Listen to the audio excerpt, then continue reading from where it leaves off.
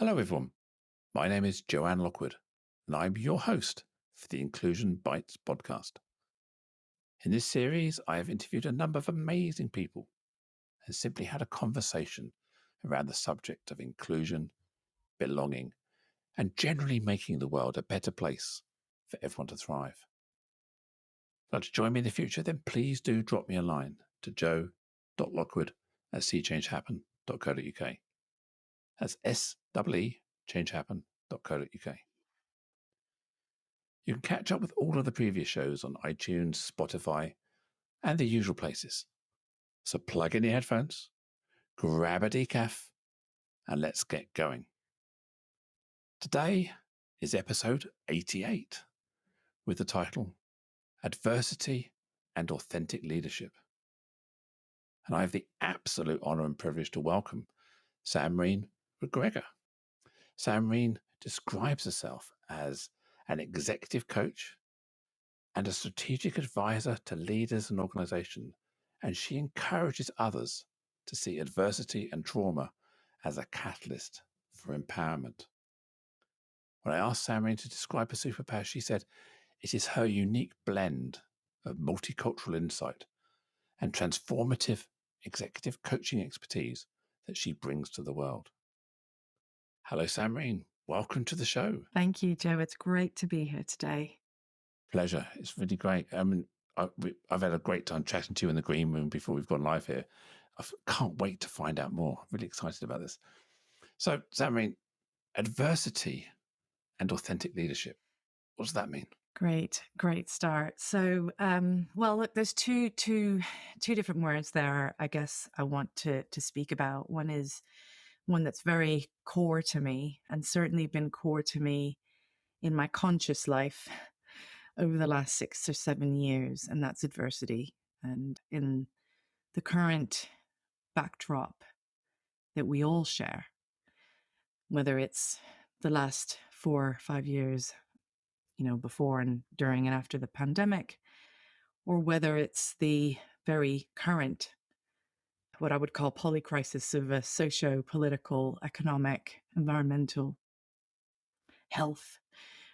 All of those factors in the current reality are volatile. They're changing. They're significantly altered. And although that may have been true 100 years ago for those who lived, our access and our experience of those factors are particularly magnified at the moment.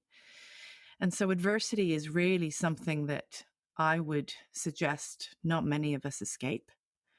And those adversities can span from being very personal, very internal, very intrinsic to us, all the way through to, quite externally driven, and that manifest in how we live, in our behaviors, and how we work. And I feel that the skills needed to learn how to navigate adversities and live with them and work with them are truly critical at this time. And then authenticity. Well, I work with many people across many industries and many organizations and businesses, and I have done for, well over 20, 23, 24 years. And throughout that time, whatever the context, I have experienced a number of factors that get in the way of how we connect with one another. And to use some psychological terms like masks and, even metaphors like shields, we bring them with us to the places that we socialize, we work, even in our own homes, in our own families. And there are very legitimate reasons why these masks or shields or barriers support us at times. And that can get in the way of us being our true selves. And so I think if I combine the two words and not necessarily, force them together, I think they both play an important role in how I learn about, how I study and research, and how I work with the people that I work with as an executive coach, as a consultant over the years, and as an advisor, and even as a friend, and as a mother or wife, in all those contexts, the adversities that I face are a part of what make me me. And I would suggest that the same thing would apply for most of us. That's a beautiful start. I love what you're saying there. And we don't think about some of the things that go on in our lives as adversities necessarily. We hear a lot of people talk about resilience. And if you're old enough, back, I think it was the 80s or 90s, we talked about bounce back ability, didn't we? That kind of the ability to be knocked down and get back up again. So what you're saying is we're all going through something, and whether it's on a macro or micro level, we're all having to exhibit that resilience and deal with the adversity we're facing. Because I'm just thinking about what's going on in the world at the moment. We look at what's going on in the Middle East, what's going on in Ukraine, what's going on in other parts of the world politically. There's a lot of challenges that many people are facing that is causing psychological trauma, I Mm, guess. mm, it is. And if I were to reflect on what I've learned just through my own life journey, and how I see my experience with people day to day today in the current context, I would say that the word trauma is, has two, just to simplify it really, but it's not as binary as this, but two different reactions. One is to embrace it and to be curious about it and to work with it and to get help if it's causing, effects that are getting in the way of our livelihood. But there's also an avoidance for it and towards it, and a fear of what it is, or even a negative connotation associated with it. There's a stigma in many cultures. It's very much associated with weakness, which isn't easy to be with. And I do see more and more. And I think that the wake up call for me was right in the midst of the pandemic. I was working within a big corporate organization, going through a fairly significant set of transformations. One was, a merger, and the other was a digital transformation, not just for the business itself, but it was attempting a transformation for the industry as a whole. And the impact that traumatic organizational experience was having on its people, in addition to the pandemic and us being in lockdown. I remember sitting as I was working with quite a few teams at the time and individuals and some of the leaders across the organization, and just noticing that we were all living amongst some fairly, unprecedented conditions. And that was a trauma that we were all experiencing in that moment. And so I started to explore and try to understand what is trauma. And I was very inspired by and supported by the definition that Dr. Gabor Mate gives, which is that trauma in the Greek language is defined as a wound. And it's not necessarily a catastrophic event or something, unexpected. It's what happens within our bodies, not just our psyche, but within our bodies. And unlike physical wounds that form scar tissue and that hardens, these are, they stay with us, but they're very deep. They're very, very deep wounds, and they're a form of trauma, psychological trauma, even physiological trauma. Get into they interact with how our neurology works and how our physiology works. So yes, in this current context, I would say many of us are Yeah. holding and carrying these effects. I mean, I've heard people liken this psychological load we carry as if you think about a sheet of A4 paper, brand new out of the packet, and you scrunch it up, even though you can flatten it back out Yeah. again, it's never without the lines, never as perfect as it was. So even if we fix ourselves as much as we can, we still carry, Mm. as you say, those scars, those creases, those scrunch marks of that trauma that we've been through. And I guess it's how we process that, because some of those are battle scars of resilience, and some of them are maybe Mm. unhealed wounds that we still have to process and deal with over time. So it's how we can move on from that scarring Yes, and I heal, mean, I isn't it? think that's a really palpable metaphor, and it's very helpful because yeah, you just see the the the the, the permanence and the impermanence of that, if that makes sense. You know, it's both, isn't it? And I would say that in my experience, there are aspects of trauma that are incredibly supportive, and they challenge us, they help, and in fact they stretch, they from a neuroscientific perspective, they help us form those elastic possibilities in our synaptic activity and enable us to do more. So that's, you know, the sort of the biochemistry of the resilience that you were mentioning earlier. But equally, there are layers of us that are affected either, you know, more shallow or more deeply by some of these traumas, and the quality of how we resolve or work with or understand the effects becomes increasingly important. The more I work with people and teams, the more I see that I often am coming up against, and they share, and we're talking about symptoms, and we're talking about undesirable effects that they're living with. That the coaching creates a safe container and a challenging space to work through.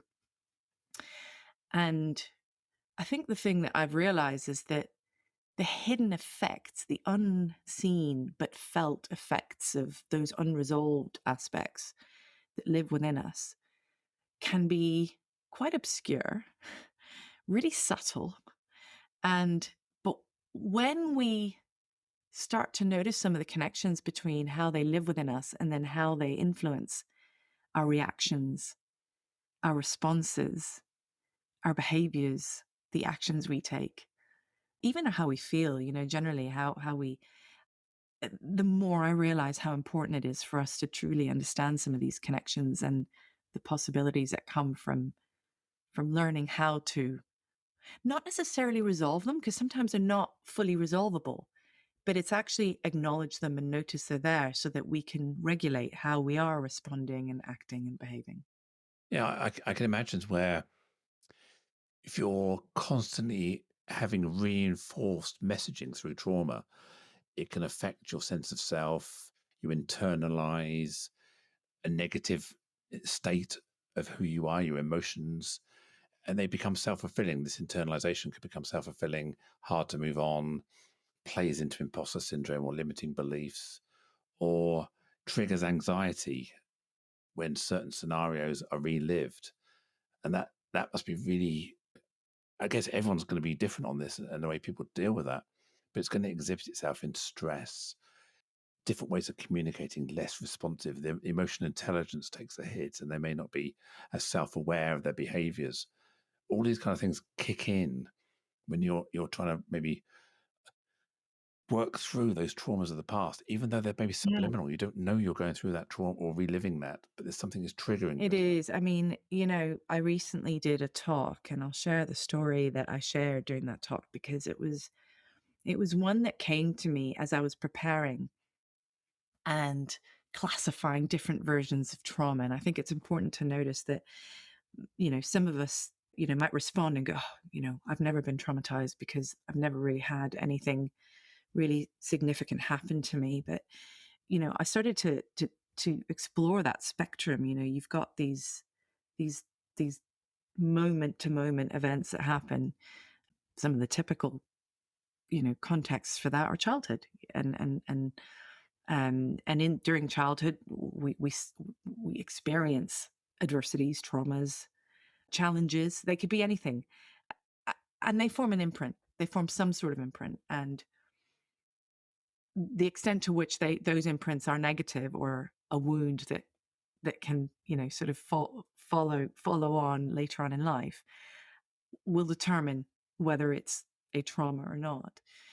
And then we've got these incidences, throughout our lives, when we're perhaps more mature or have far more, conscious ability to work with them. But even then, they leave imprints. And these imprints, again, have, characteristics around how we respond to those imprints.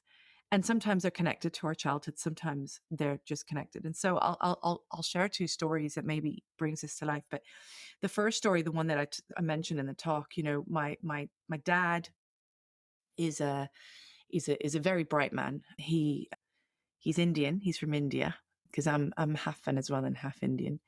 My mother's from Venezuela, and I was born and raised there. But my father, he came from a family of 9 siblings. He was the eldest boy, and he was born through the turmoil of the Second World War.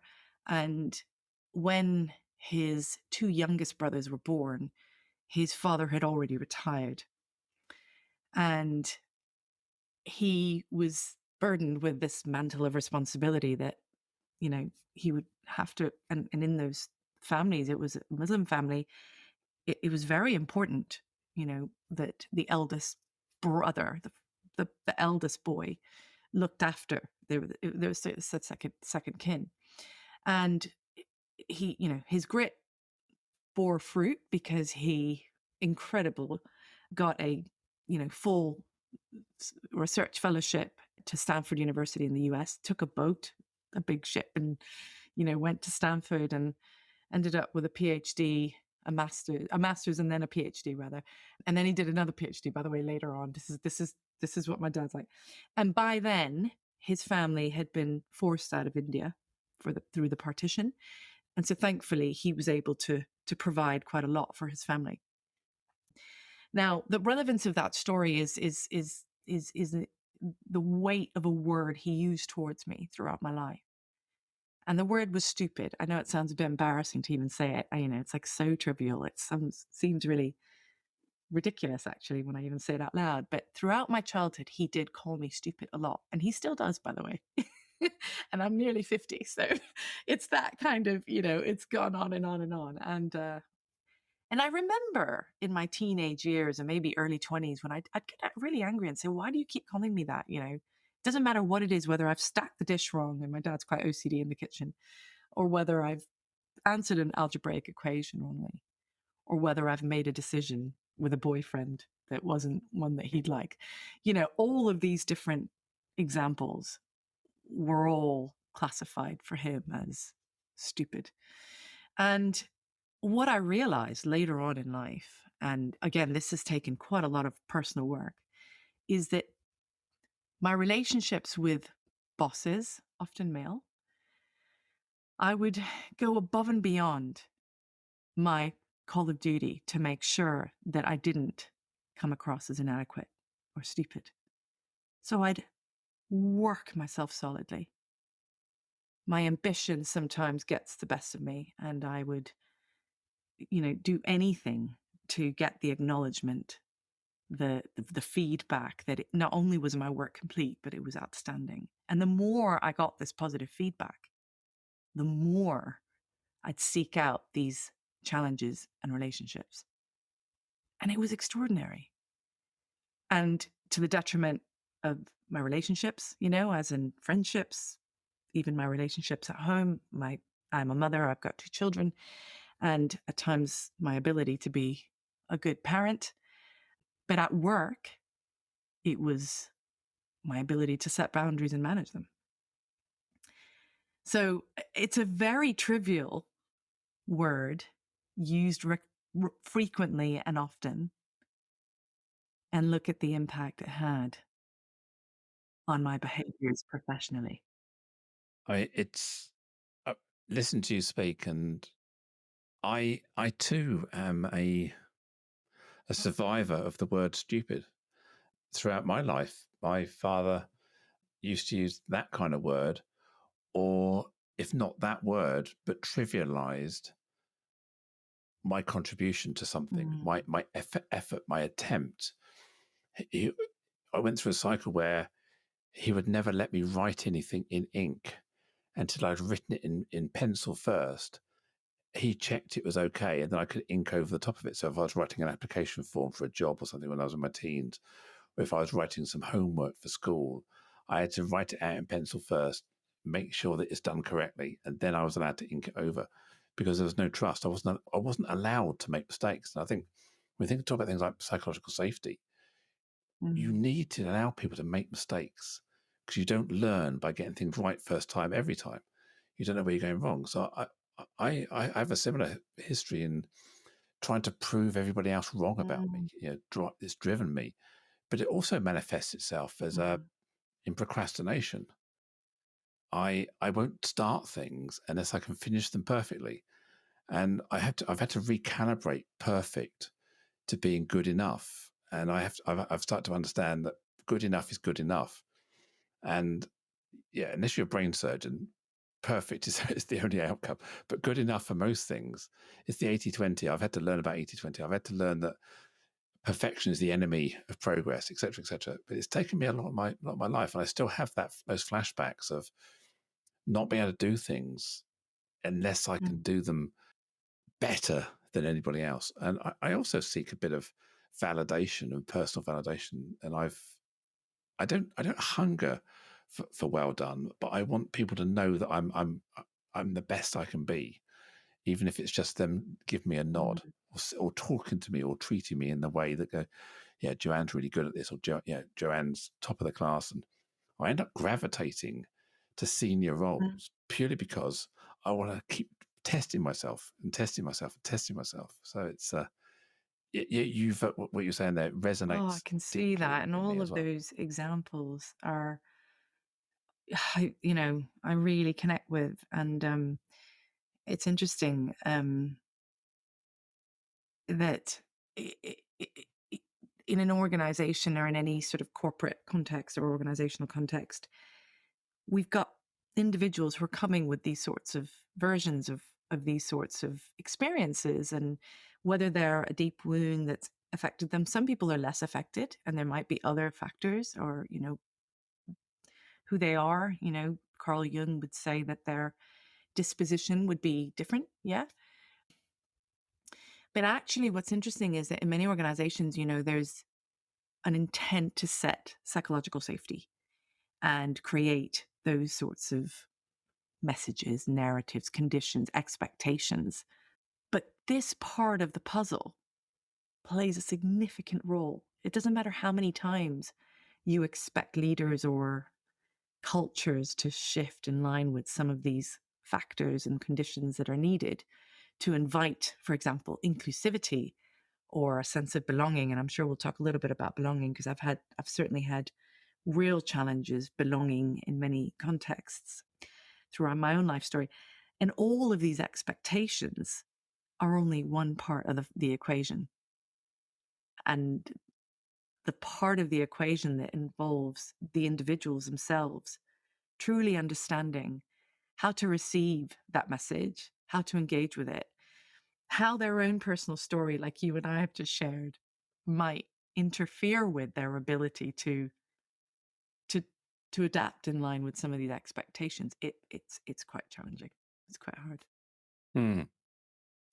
Yeah, you mentioned belonging, and I often talk about belonging, and to try and give context that belonging isn't the same as inclusion, and in the same that being alone Yeah. is not the same as being lonely.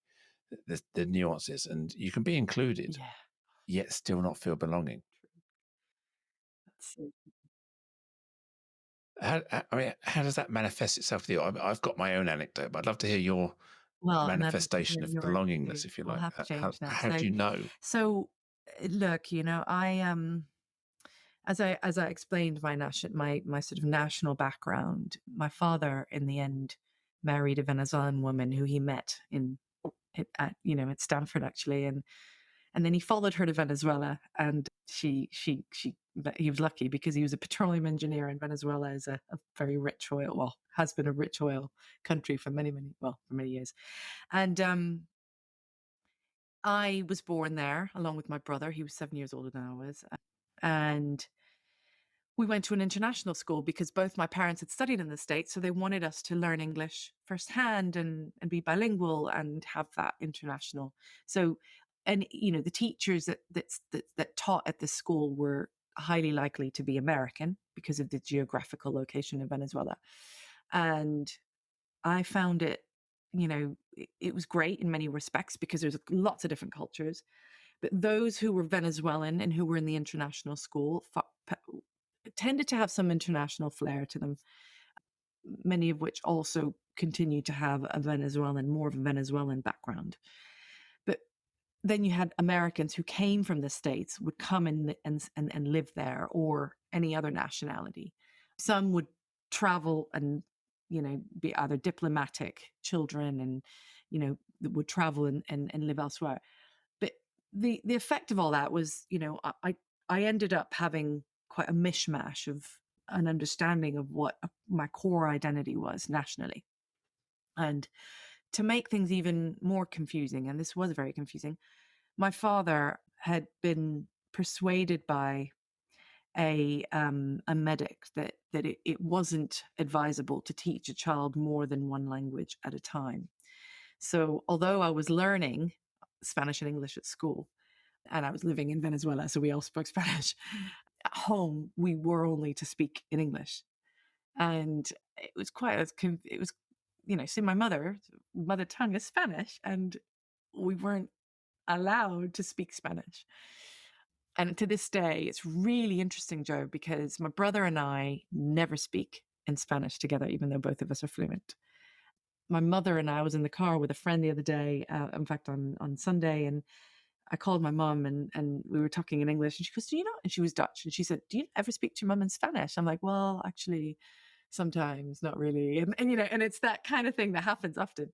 So this language thing has really impacted me. Yeah. And not in a bad way necessarily, but I'm very conscious of it. So that's one bit. The other thing is that having grown up in Venezuela and then moved to London when I was 14, went to a similar kind of school. So again, quite sort of disparate. I never genuinely felt I had as I said, a core identity of who I was and from where. So I used to speak to my dad a lot and say, "So what are we? What am I?" And he'd say, "Oh, you're a citizen of the world." And although that sounded really, and nowadays we see all these, culture kids or certainly it's more talked about. I'm sure that they existed back then, like me. Clearly I did. But it was quite destabilizing, disorientating. And I never felt I belonged anywhere because I was always the weird one. In fact, I remember joining an organization for the first time in my second time in my early 20s. And I introduced myself as a mutt. And people would look at me and say, "Why do you call yourself a mutt?" So that was my experience of it and my sort of existential crisis growing up. And that it sounds a bit dramatic, but genuinely it was quite confusing. And then I think as I've gone through life, I'll tell you one other thing is, I'm married to a British man and we have two kids, a boy and a girl, and 16 and 13 now. And they have very British accents, all three of them. And I do get corrected often.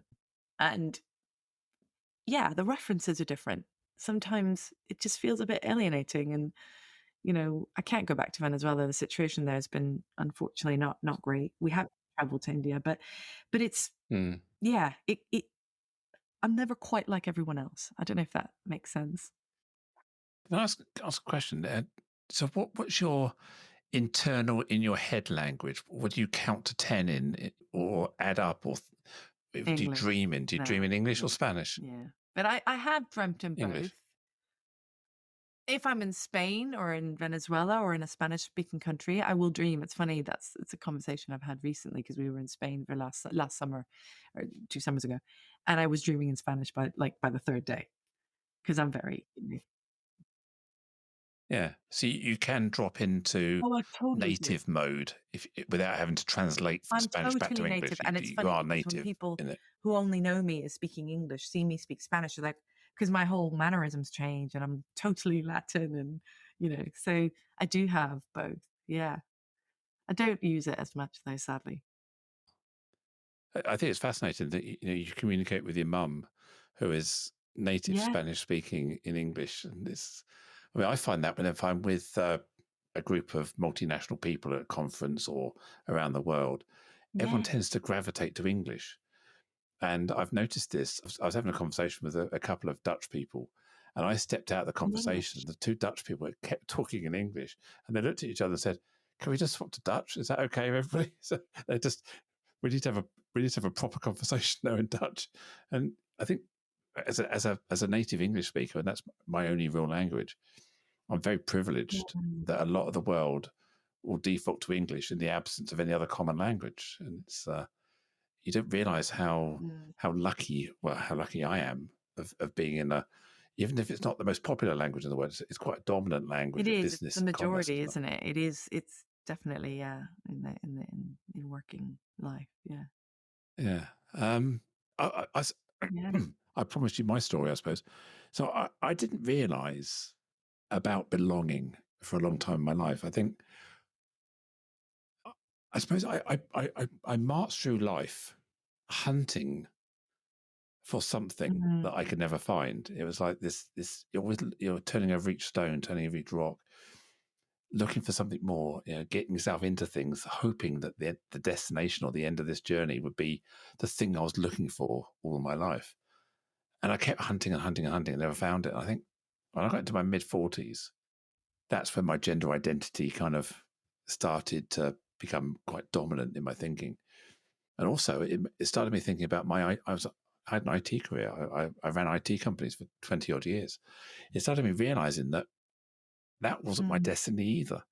It was this, I'd fallen into this in my early 20s as a hobby that turned into a career. It was never something that really, really excited me. And I think if you've heard the Japanese Yeah. word ikigai and that sweet spot in the middle, and I started to realize, even though I'd never heard of that word before, that I was always missing the things that you love. I could earn money. The world needed it. I was good at it, but I never had the thing that I loved. It was just, I was dominated by making money and I was good at it. And people said I was good at it. I think in my mid-40s, then that's what struck me is that I think I think you have this midlife crisis. You wake up and go, hang on a minute. I'm now old enough to say no. And I think I did. I just stopped and said, no, hang on a minute. So I explored my gender identity at that time and took the decision Mm. to gender transition at the age of 52, much to the dismay of my family. I'm still married and I've still got great kids. Mm. So it's a happy story there. And I sold my IT business and I became a professional speaker around inclusion, belonging, and also trans rights, trans awareness as well. And suddenly I discovered that I was in alignment. All four of those boxes were now ticked. I was now doing something that I love. And I was the person that I'd Mm. always been missing. The bit never fitted before. It was like I was always in the wrong queue. I was always never, never quite figuring out why it was going wrong. And now I always describe this as I went from a period of my life where my head had noise in it. There was two conversations, there was arguments, there was debating. With this kind of this masculine and feminine energy in my head, always trying to have another thought, another conversation, another secret or something. And I can only describe it as silence. When it's silent, it is truly silent, and it was never silent in all my life. And I could sit in a chair with no music, no noise, no nothing, to stare into space, and my head is empty, and I can either wander off, I can ideate, or I can just let time go by without thinking. And I could never do that before. So somehow I found that sweet spot in my life where everything kind of fits. But what I've also realized is that I haven't really Mm. discovered Mm. where I belong. I realize that whilst I'm included in events that my male friends put on, they go for a drink, they go for a meal, they go to the horse racing, they do all these sort of things. And I'm invited, I turn up and I have a great time, but I leave without a sense of fulfillment. I leave feeling that wasn't me. That wasn't, that I tolerated them, if you like. It's not them. It's definitely me. It's not their fault or anything they're doing. It's just me. I realize that I don't belong Mm, in that male culture. And that's what I found before I gender transitioned, that I was in that male culture and it was rubbing me, which is why I never felt. And I didn't realize until I left it what was going on. But I also have a struggle is I've been out with female friends. We've been bricklaying in London. We've gone out drinking and stuff. And I haven't quite found my belonging in a group of female friends.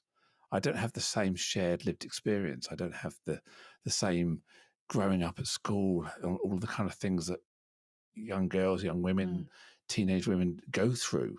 I haven't had that lived experience. So I'm trying to find my new sense of belonging in that environment, and that's really, really tricky as well. So I'm kind of caught on this middle ground between not feeling I belong here and not feeling I belong here. Yet I'm included in both, and it's a real. It's not a worry. It's not something I play about, but it's something as I'm talking about it now to you, it's something I do mm. conjugate and play with in my head occasionally, trying to find the secret source of trying to solve this riddle and puzzle of how I rediscover my belonging. So yeah, that's how I would say. Yeah, What an that's my amazing story. story of It's belonging, if really, you like. gosh, it's really got me in here. I'm holding my heart for those who can't see me. It it really has. And I guess some of the questions that are coming up for me around, what does belonging feel like? And what has belonging feel like? What feel, yeah, felt like, rather, not feel, felt like. And, I guess, what are some of your expectations about what belonging feel? And I think expectations Yeah, are interesting things, aren't they? Because yeah, they are. Yeah, and I can't write down the piece of it's paper no, of what course belonging not. means. It's very Yeah, ethereal, very kind of undescribed. But I can give some metaphors. The metaphor I often use to people is I know when I walk into a coffee shop yeah, if this coffee shop is for me, whether it's the way I'm treated, the way I'm served, the blend, the brand, the color, or just that nice sofa. And I sit in this corner with a nice sofa and I just feel kind of cozy and comfy and safe yeah. and relaxed. So, but I know if I walk into a different coffee shop, I don't feel that. And it's not a familiar coffee shop. It's knowing that the coffee shop I'm in, wherever in the world that may be, it just feels like my kind of coffee shop. So that's all I can describe. I know instantaneously when I put this coat on, when I Mm, put that mm, pair of shoes on, when I sit in this chair, it's for me.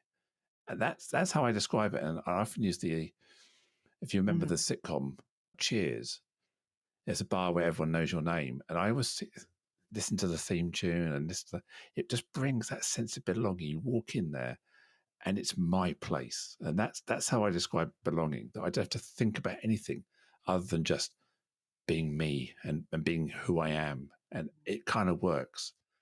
So that's my Yeah, yeah. simple And definition of as I belonging. said, I don't Coffee think it's a shops and cheers definition, bar. but it's the essence of what we feel. I mean, gosh, that song and that the theme tune and that, yeah, I can imagine that's a well, I can feel it. I can definitely feel it. I can see.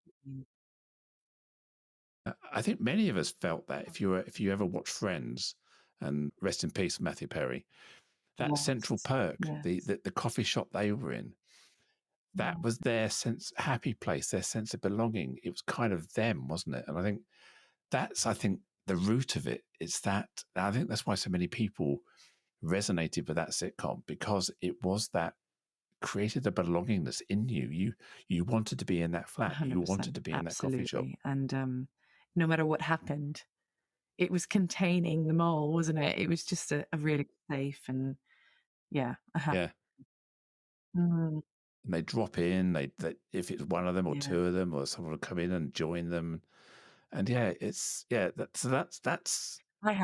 I don't know if you can I've bottle bottled your that, but story that's and the belongingness essence for of it me. very much. So thank you for sharing that. Yeah. How do you hunt down belongingness? And is that do you have a Well, similar there's a kind few of things that feeling there are a few about things that where came up as when you you were found it? talking, actually, because I'm going through not a midlife crisis. I don't know whether it's that, or I'm actually going through this real sort of very different. experience of a bit like you actually. I've my job has been my hobby, and mainly because I've loved the work I do, and I continue to. By the way, I do really enjoy the work I do, and I would count myself in maybe 15 to 10% of people who really truly enjoy what they do. And I do feel that my family is just really sacred to me, and for lots of reasons. Actually, we had a very big upheaval 6 years ago when my son wasn't well, and this is part of what I'm about to say. But we had an unexpected pediatric cancer journey to go through with my son, and so when you said you wouldn't want the brain surgeon to to not be precise and make mistakes, it was a brain surgeon who saved my son's life. And as a result of the last 6 years and us shifting and changing the constellations of our life, I've become really aware of my physiology, coming back to the whole concept of trauma and adversity, of the impact that those psychological imprints have on our physical life, for obvious reasons, because my son was 9 when he was diagnosed. So I'm eternally curious about why. What is it that contributed to that? Because it wasn't genetic. So I've been on a journey personally in going down that whole physiological embodied consciousness route, and also become quite spiritual, not in a religious sense, but in a there's something greater than me that I'm sort of trying to understand. And I'm doing quite a lot of work in mental health. I'm dipping my fingers in lots of different approaches where we alter consciousness to truly go deeper into ourselves. Breath work is one of them more recently, and I'm toying with another other things. And the more I experiment with some of these forms of understanding myself, going a bit deeper, healing actually from my childhood as well as my recent trauma as a mother of a 9-year-old and a 7-year-old daughter who felt very abandoned for 2 years while all of our attention was on our son, and then coming back and repiecing myself back up again and trying to get back into professional life. All of that healing that I'm doing now, every time I go deep into that kind of work, I feel a form of alienation from the status quo. And I go back into a corporate environment, or I go back into work, my normal work, normal. And I don't know whether I can even use the word normal, but what I've been doing familiarly for many, many years. And then there's this whole area over here that I'm learning about, that I'm becoming more and more curious about, and actually being blown away by that depth, that spirituality, that deep, mental health kind of work. And not just for myself, but with others. And yeah, belonging starts to I really connect with how you describe that, because I'm not sure I fully belong in this familiar place, but I'm definitely not fully here because I'm integrating with people who've been there on this path from, whether it's Indigenous tribe members, or whether it's, people who are working with body work and yoga and breath work and mindfulness, which I haven't. I mean, I've done this, but I've not practiced it, or used it as part of my profession. So yeah, I don't know whether that sort of resonates, but and then of course I bring it home to my husband and my kids, and they go, "What's happening to you, mummy? What are you doing?" And there is some sort of transformation happening, and it's extremely deep. Yeah.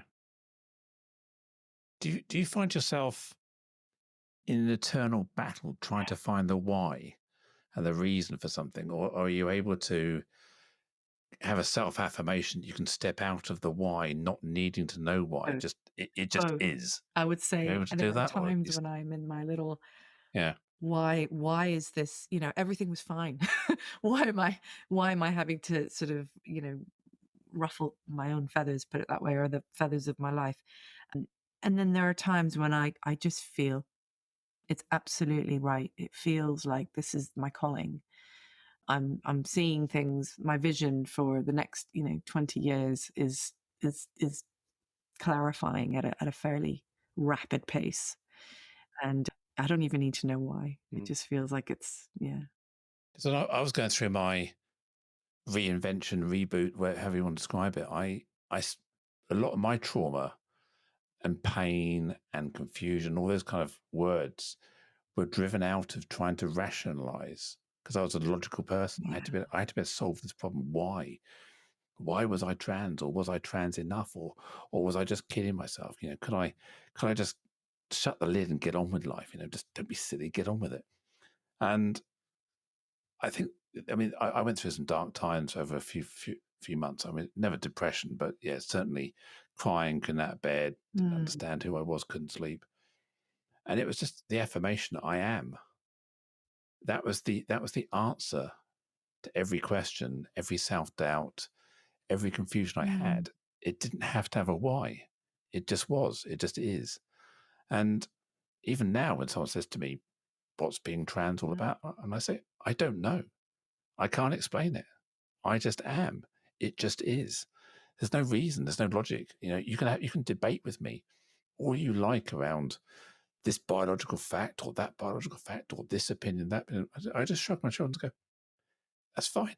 I don't need to have that answer. I just am. I can't explain it. And for me, that's put me in a happy place, not in denial. I haven't brushed it under the carpet. I've just realized I don't need to solve that question. I am is enough. And it's more than enough. And maybe that's part of the affirmation that I needed to get on with life and tackle things in a different way, and enables me to feel that sense of self-empowerment, I think.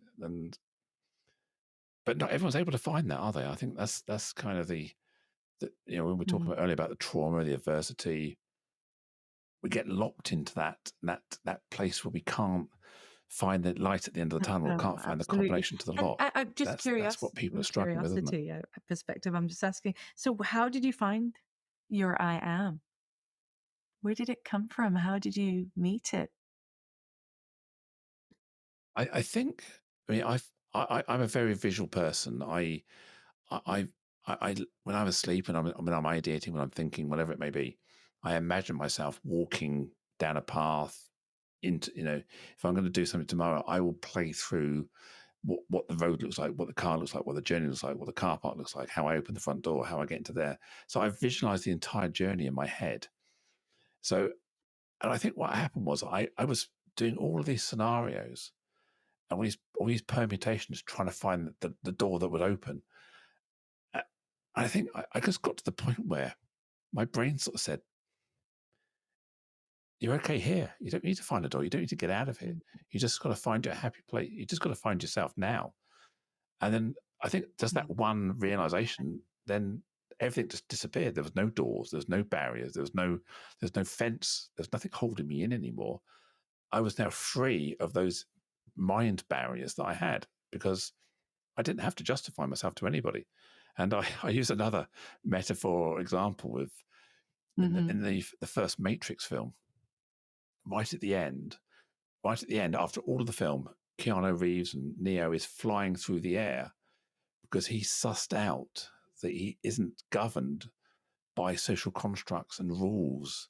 He can just be him. And once he freed his mind and freed himself, he was able to take that control and manipulate the world around him. And I'm not saying I want to manipulate the world around me, but what I mean is I'm now no longer manipulated by the world, if you like. I can step out of that. And I think that combination of thinking is so empowering. It's gorgeous. Thank you for sharing that. Yeah.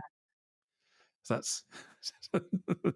that's my I love life it. And mantras. yeah, I similarly, I do often use those two words, and I often encourage my daughter to, yeah. Yeah, and you don't need to. I know everyone wants 5 whys to find the solution, and yeah, sometimes it's useful to drill down onto things in the business world. But actually, Joanne, sometimes there is no one why. of the things that I've to ground some of this transformation that I'm going through and transition I'm going through in from the cognitive to the less cognitive, and that less cognitive does include things like emotions and physiological and spiritual. I do encourage us, my clients to just to notice a lot more how much we rely, even in the workplace, on our cognition rather than on so many other things that we as humans have available to us. But I would say since the Industrial Revolution, where the far more of the scientific method evolved, and the far more mechanistic approaches to how we make things and sell them, and and transaction on them, Mm. that focus on our mind has really, really served us strongly. And there is a space for us to amplify that and expand it much more now beyond our cognition. Yeah. I mean, I fully recognise the world needs to be made up of a diverse ways of thinking. And just in the fact that I'm happy with not knowing everything about me and why. We Mm. do need people to challenge. We do need scientists. We need people who want to do the detail. We want people to evolve and change things. I think what I did was I stepped out of a world where that was me Mhm. wanting, being in IT, computing. It was very binary, very black and white. It worked, it didn't work. If it did work, it should work again type stuff. And I realized that I, I, I thought I had attention to detail, but actually I don't. I like there to be detail, and I like there to be a process, but I don't necessarily want to be the one who has to find it or follow it. And I stepped out of that, forcing myself to do detail that I wasn't really cut out for. So we do need We need different it people, all. different personalities, different ways of thinking. And now I found my way of thinking. I'm quite comfortable going, Yeah.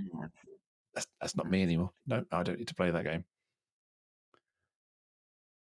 So you wrote this book a year or so ago, it published for about a year. Tell me a bit more about the book So the and book what called it's for. Leader Who's it for? Awakened: Why Accepting Adversity Drives Power and Freedom. And I remember at the very beginning when I considered writing the book, I really thought about my target reader, who was that person picking up the book and getting something out of it, and what experience I wanted them to have.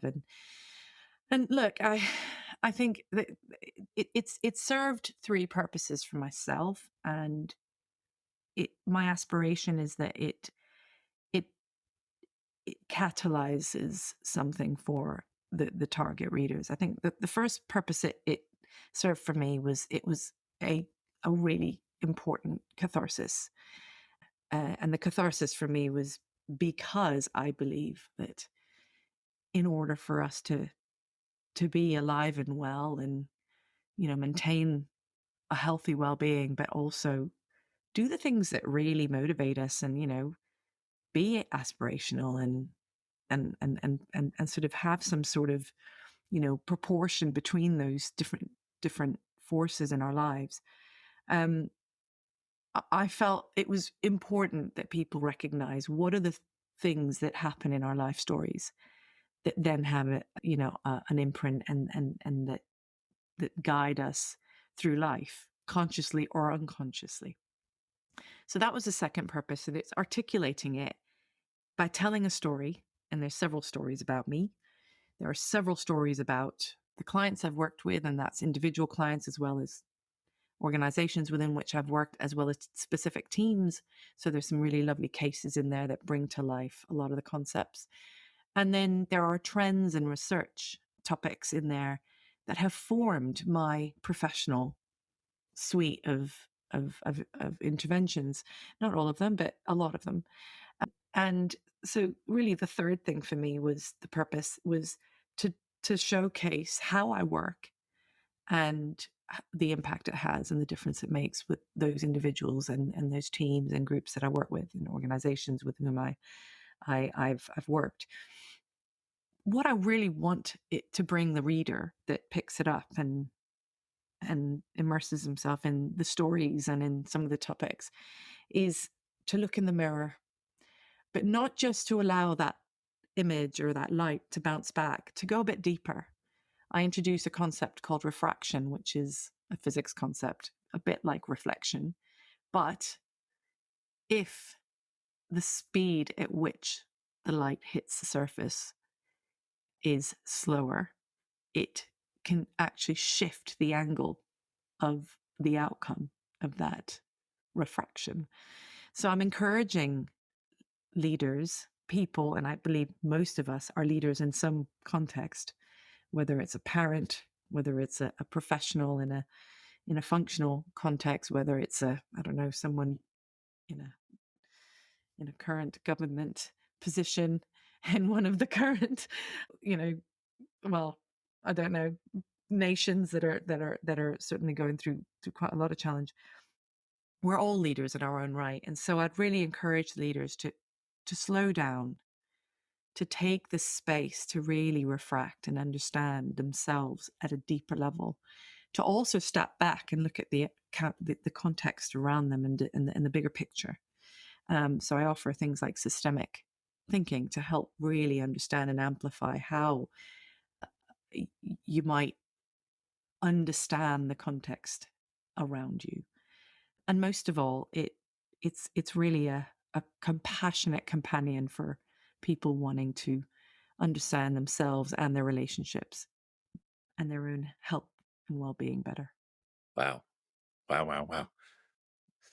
I'll have to go and buy the book now. It I is. presume it's on Amazon, is it? Well, look, there's several ways to get it. It's now also on Audible, so if you like to hear them, it's you can get it on audio version as well. But yes, it's available on Amazon and in most retailers. I've got a website, leaderawakened.co.uk, that if you visit that website, there's lots of different options that you can buy it, but also gives you some information about it and it's got the first chapter for free if you'd like to read that before you buy the book. And yeah, we do have a Leader Awakened on LinkedIn as well as on Instagram if you want to see little snippets of content that either are found in the book or things that I'm doing and my team is doing and our work with people. If anyone wants to get in contact with you, what's the best way to So yes, to say LinkedIn, hi? definitely. LinkedIn? Look me up on LinkedIn. It's Samreen McGregor. And you can also, as I said, visit that same website and there's links there. You could get in contact with me through that. Fabulous. Well, I know I've got 6 Audible credits left. I'm going to invest one of Thank those in you. a minute and check out your book. And next car journey, I'll put that on. I'm off to up north next week, I think. So I'll have that. I've got a couple of hours in the Well, car Joanne, each I way, would so that'll love be that. And I would love to good hear, start. So especially yeah, no, I look given forward the to that. stories we've exchanged today. I found them really heartwarming. So thank you. Yeah, likewise. Thank you. Well, brilliant. I mean, if you're listening, you can probably tell we could carry on this conversation all day and all night. So this has been an amazing conversation. Thank you. And we got quite deep at times, which was really, really, I don't know, quite cathartic. I don't know if you felt the same, but yeah, definitely cathartic. So thanks, Samreen. And I'm sure you, the listeners, must be taking lots away from today's episode. It's been fantastic.